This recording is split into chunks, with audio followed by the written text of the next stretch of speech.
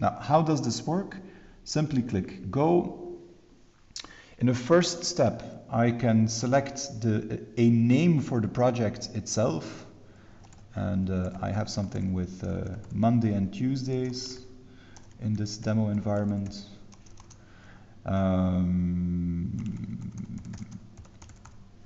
Let me give that a name. I can enter a description. I can set a due date in here.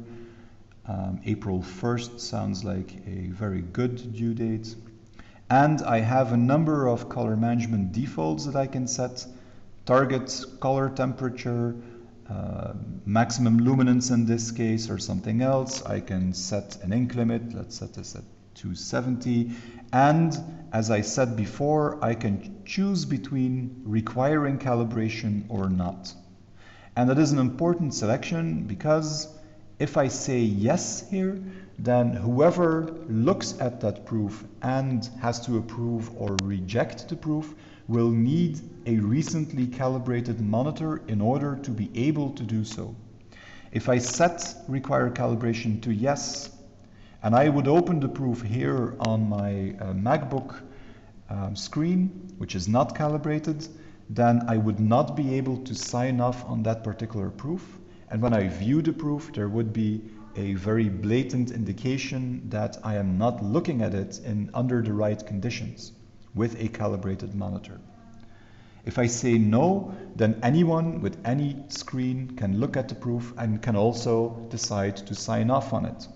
If you're doing content proofing or you're doing proofing towards clients that you know are not very technically savvy or where color is not the most important quality, then setting this to no makes it easy for everybody because they don't need calibrated hardware to work with the proof that you're sending them. I fill out all of this information, I click create, and then Remote Director reminds me that I now have to upload files to this particular project that I just created. If you look in the background, you can see that the project was already added to the list of projects I have. Click OK, and it will allow me to select files. So let me select one here. You've already seen this one. This is the car. I can select one, or I can add as many files as I want to one particular project. And at the end, I choose upload. This is the proof that the project that I just created. And if we click on session log, that section will open. And in that section, you can see that it is uploading, tiling the image, and then it says complete. As soon as it says complete, a thumbnail for that particular image appears in my project.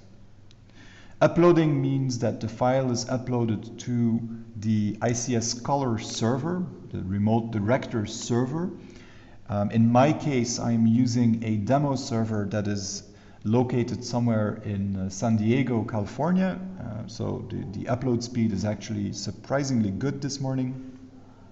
In most cases, in larger environments, what you would do is you would install a proof server locally. If I am a publisher, I would have my own proof server that is installed somewhere within my own firewall, and that will give me very quick access to that particular proofing server.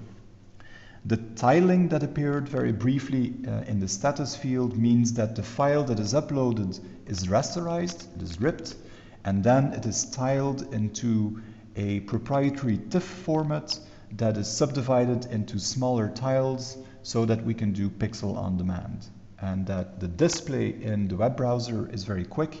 You only download the amount of data that you need to look at the file at a particular time. So, file has been uploaded, and what I can now do is two things, or I can double click on this particular thumbnail and that will open the proof. Let's do that. We'll open the proof and I can view it just as we did before.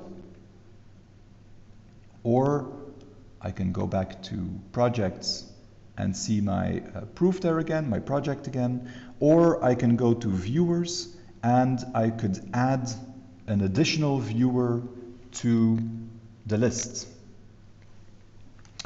And the way to do that would be either to select someone. The people that I have added before are automatically added to favorites so that I don't have to type the whole name. I had added myself here, so add to list. If I add someone who is not in my list of favorites, let's abuse Ivan for this. There we go. I say add to list. I had not previously invited Ivan to a project on this demo server, so I get a warning that he is not registered yet and we don't know yet what kind of role he has. So I need to tell whether Ivan is a content reviewer, a content manager, or a color reviewer or manager. Basically, the color manager has more rights to change color parameters than the reviewer has.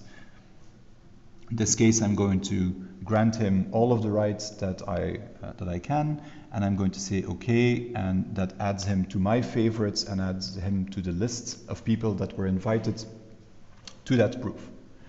Now, because Ivan was not yet in my favorite list and he has not yet an ICS Remote Director account, he is now going to receive those two emails that I showed in the beginning. A first one to register with the system, and that is the only time he's going to receive that. It's a one-time process.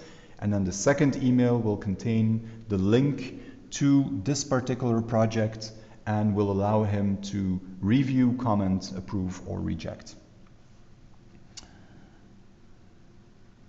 So click done here, and we've added those people to the project and the emails will be sent.